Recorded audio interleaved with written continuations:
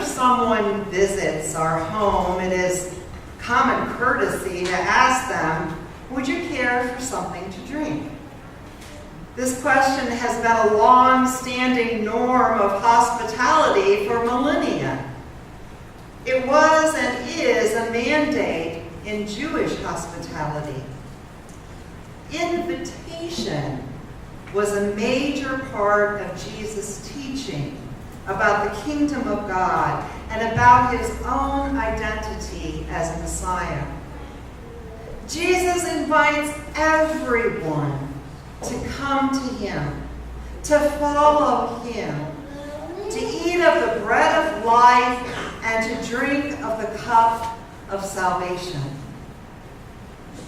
The teachings in chapter 7 of the Gospel of John occurred during the Festival of the Tabernacles, or Booths.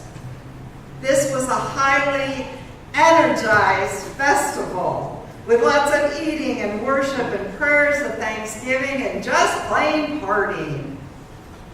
It is in this context that Jesus spoke to the crowd gathered around him in the temple. And Jesus basically said to them, as a good host, would you care for a drink? Jesus draws on the holy high moment during the festival when a water offering was made on the altar of the temple. He says, let everyone who is thirsty come to me, and let everyone who believes in me drink. Some may have thought that he was inviting them home to celebrate the feast, but Jesus was talking about something much more profound. Then Jesus adds this interesting statement, out of the believer's heart shall flow rivers of living water. Water is refreshing and cleansing, and Jesus' blood is often spoke of in the same way, cleansing, refreshing, life-giving. These images are used throughout the Bible because both water and blood were considered sacred. Jesus is like a fountain from which the cleansing stream flows. This stream or river, like Christ, is that without which we cannot live and without which we dare not die. Christ is the source, but when we give our lives over to Christ, that river begins to flow through us too. Out of the believer's heart shall flow rivers of living water. I love it when I find something new in a scripture that I have read before. And I never really noticed this sentence, that out of the believer's heart shall flow rivers of living water.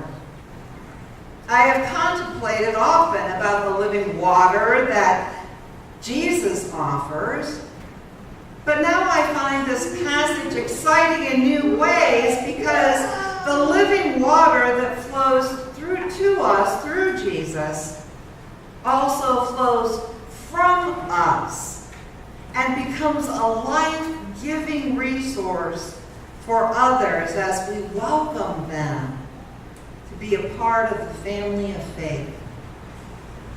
That living water is too important to waste.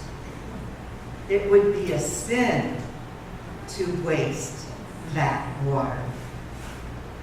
Such streams of water then can minister to people in many different ways. If someone has been cut off from the fellowship of faith, the stream of water can buoy them in new ways and lift them up again. If someone is burning with hatred and malice, living water can put out that fire that threatens to consume them. If someone is dehydrated from all of life's challenges and pain, that river can refresh them and bring strength to them so that they can begin moving forward again.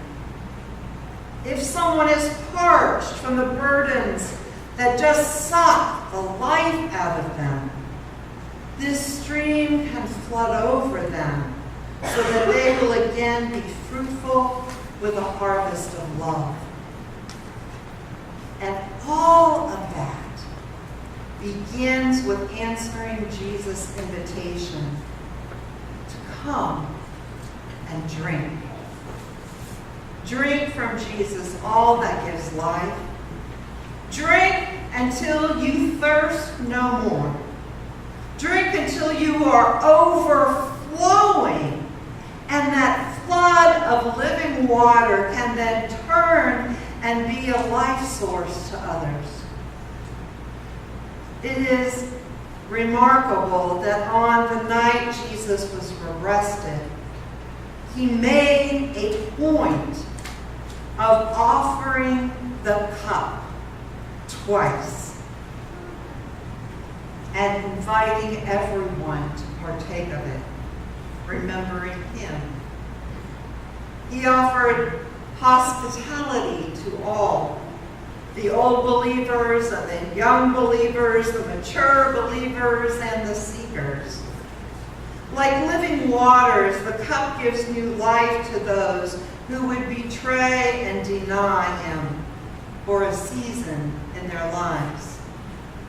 The cup of Christ poured into us works in us, repairing us, renewing us, sanctifying us, and saving us over and over again.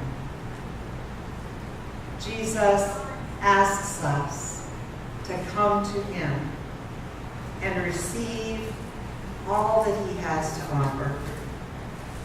And it's on us to accept and receive so that we can go out.